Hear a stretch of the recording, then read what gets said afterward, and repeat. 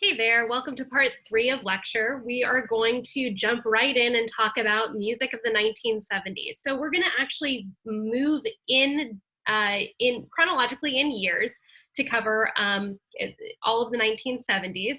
It was really difficult to just pick essentially one song for each year, but managed to do so. In order for the video to not get spliced and diced too much, I'm going to really limit the clips that I play to just be 30 seconds or just under. So give you a small sampling of what we're talking about, and then put all of the listening examples on a graph that is essentially just charting texture. Before we start, for those of you who find this or will find this to be frustrating, just watch it one more time. The other thing is, texture is going to be a term that we talk about not only in this video, but every single video until the end of the semester. So all of our vocabulary is going to slowly accumulate. So some confusion about texture is going to be totally natural. Don't get too frustrated with yourself. Hopefully by going through these listening examples and noticing a couple of trends, we'll be able to kind of understand texture a little bit more thoroughly. So let's start off with the 1970s. We're going to listen to The Temptations. A song of theirs called Ball of Confusion. So let me toggle over to my other screen. All right, here we go. Listening example number 1.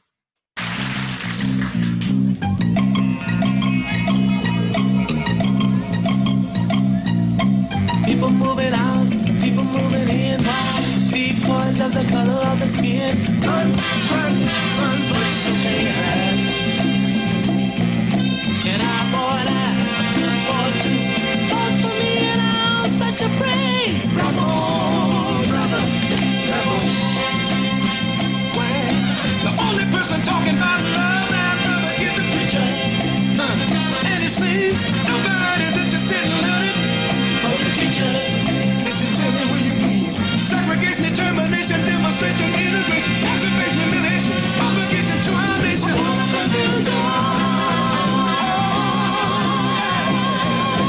That's what the world is today. Okay, very good. So, Ball of Confusion. We had a group of singers where one singer was generally a standout, and then we had everyone else kind of in a smaller arrangement. This already kind of creates this feeling of call and response, but for the most part, we were listening to one thing that was of interest, and everything was kind of supporting that. So The Temptations' Ball of Confusion kind of fits really squarely between homophonic texture, where we're listening to melody and accompaniment, and heterophonic texture, where there's some amount of call and response, but otherwise it's still being supported by the accompaniment. Let's go ahead and put that down on our chart so that we can kind of keep track of how these different listening examples relate to one another. All right, so here is my crudely drawn whiteboard with my line that again, we're talking about texture. So in terms of simplest texture, we have monophonic here,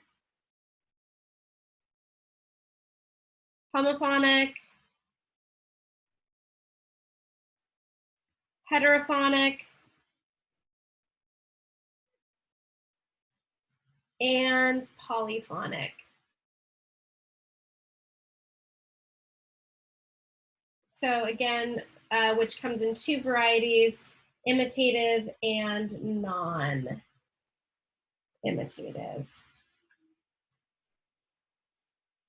All right, very good. So,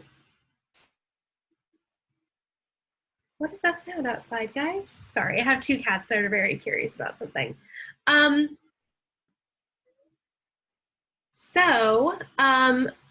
In The Temptations' Ball of Confusion, I would say things generally are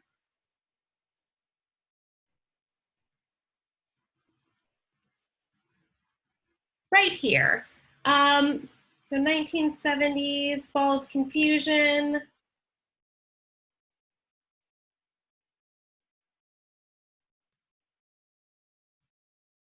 Wonderful. Great.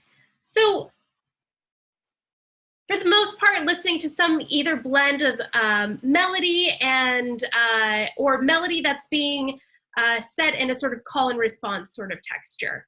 Let's go ahead and listen to another listening example. Let's push forward by 1 year. Let me pull up what we've got next. Okay, next up we're gonna listen to Led Zeppelin and Stairway to Heaven. So 1971, this is some really, really wonderful archival footage from the live performance that happened at Madison Square Garden. Again, I'm gonna let this play hopefully actually a little bit shorter because I know this one is definitely under copyright.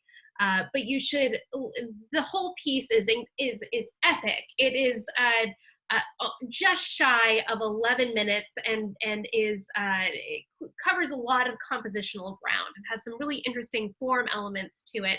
But again, we just want to listen to it from the standpoint of texture and what's happening texturally here. Okay, let me stop that right there. All right.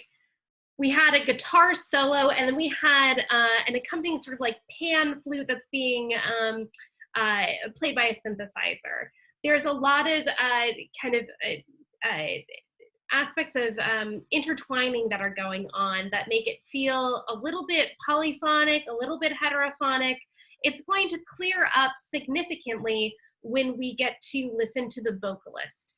Generally, when we have a vocalist giving us any sort of lyrical content, that is the thing we're going to be paying attention to first and foremost.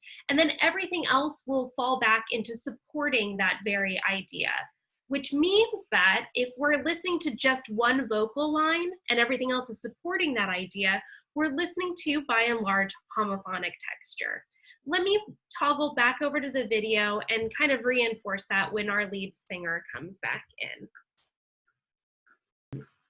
So we had the same guitar line and the same sort of pan flute synthesized line that became the support once we listened to the lead singer that was on top of those two musical ideas.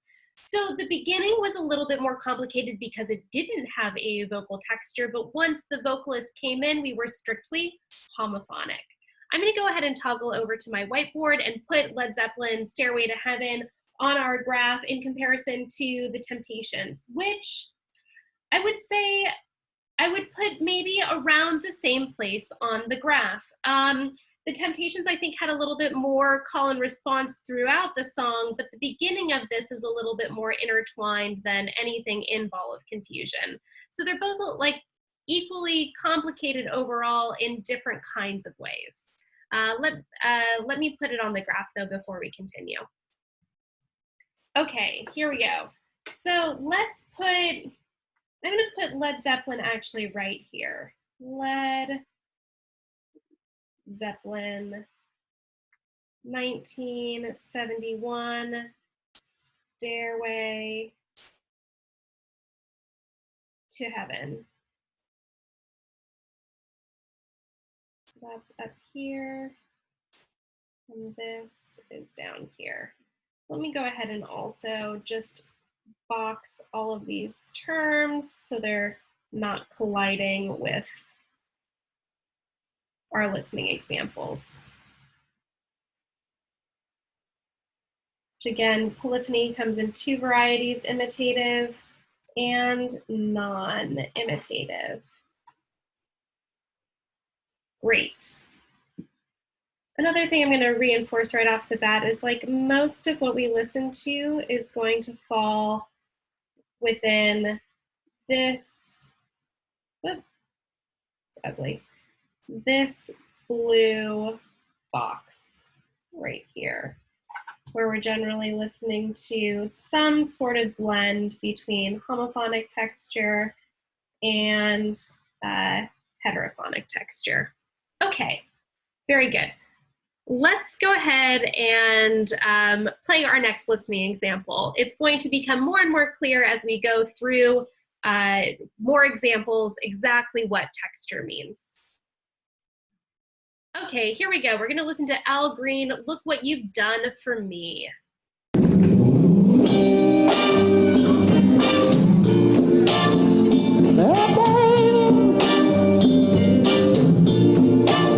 Let me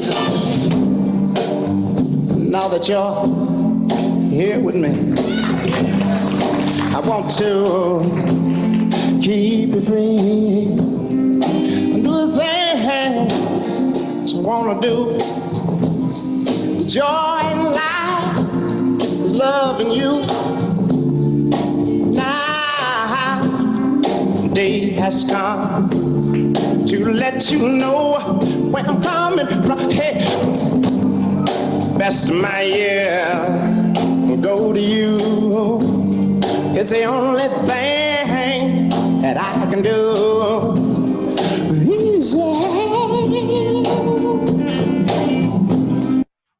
Great. So I think Al Green is probably actually the simplest texture that we've listened to so far. Al Green, our center of attention. He is providing melody, he is providing the lyrical context, he is telling the story.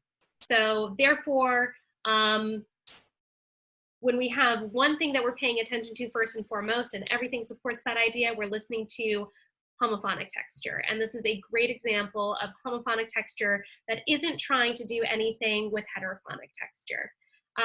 Wonderful. Let's go ahead and put Al Green from 1972 on our chart. Okay, so we're back to our whiteboard. Like I said, and I could have made that much smaller, 1972, we have Al Green, Look What You've Done for Me.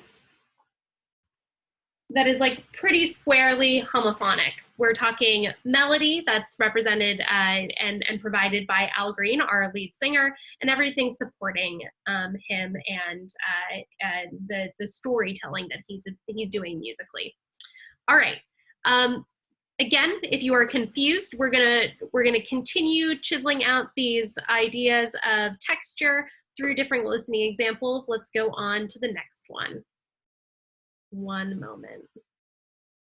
All right, we're gonna cover Stevie Wonder. So this came out in 1973. This is a recording from 1974, Living for the City. Stevie Wonder, by the way, an incredible musician who is multi-talented in terms of being a multi-instrumentalist. Some of the first albums that he put out, he did everything on musically, which is a huge feat. But a very, very gifted musician, most certainly. And Living for the City is definitely a jam. So let's listen to it in regards to what's happening with the texture.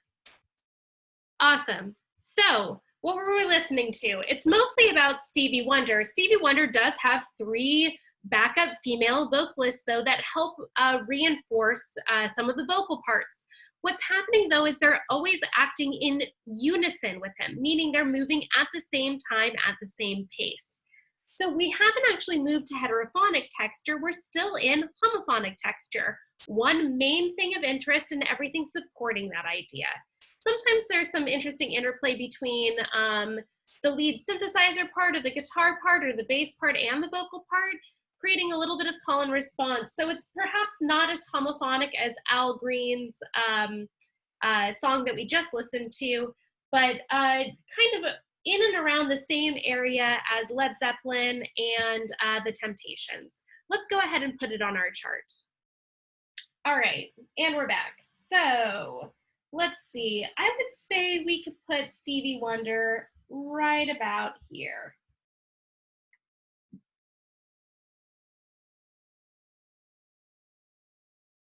So 1973, Living for the City. Wonderful. Okay, let's go ahead and push forward with one more listening example, and then we'll take a break and come back for our final segment. So let's see what's up next. Okay, I don't love the country genre, but I would be remiss if I didn't cover Dolly Parton, and especially Jolene, which is a really classic classic tune. Came out mid-1970s, 74 or 75. I think this is performance a year after it came out. But let's listen to it in regards to what's happening to texture.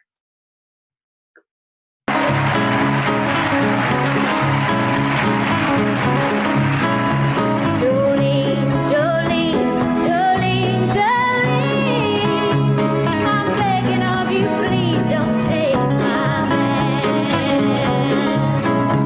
Jolene, Jolene, Jolene, Jolene, please don't take him just because you can.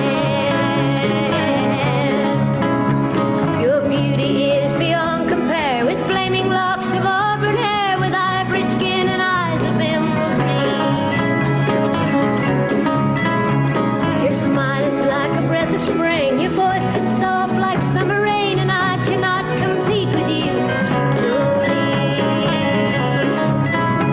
Jolene. Okay, wonderful. So what texture do you think we're listening to? I hope you think it's, for the most part, homophonic. It's mostly about Dolly Parton. What's interesting is at the end of her vocal lines, there's almost always a guitar sort of call and response that happens, which means perhaps it's less homophonic than Al Green, but maybe not quite as complicated as maybe even the Temptations or the Led Zeppelin Stairway to Heaven. I might kind of put it a little bit close to there, though, because there is that kind of like small call and response that happens towards the end of the different lines. You're going to notice, though, that everything is kind of starting to be concentrated in one part of our graph, that we haven't listened to a lot of monophonic texture or polyphonic texture. The reasons being, monophonic texture is a little bit boring to listen to. Polyphonic texture, on the other hand, requires multiple times listening to something in order to really understand what's happening with the different melodic lines. So let's go ahead and toggle over to the whiteboard and put Dolly Parton on here. Okay, back to the whiteboard. So, like I said, I think there's a little bit more call and response than Stevie Wonder. I don't know if there's quite as much as the Temptations. I'm gonna put it like right next to Led Zeppelin's Stairway to Heaven. So 1974, 5, Dolly Parton, Jolene. All right, awesome. Okay, we have 5 other listening examples that we're gonna go through. I'm gonna stop the video now, though, and put those in our 4th and final segment. If YouTube did you the disservice of chopping up any of my video, hopefully it's clear what listening examples I am talking about. But everything is arranged in a YouTube playlist and also in Spotify. At this point, what I would do is go ahead and go through the 5 listening examples that we just went through. Look at your chart, see if it makes sense based on what you're listening to in terms of texture. Everything is falling really neatly in that box, like I said, where we're listening to either some variety of homophonic texture that's a little bit more complicated or just straight homophonic texture. And that idea is going to be reinforced, I promise, throughout this semester, but certainly through the next 5 listening examples that we're going to talk about. So I will see you guys for our 4th and final installment shortly.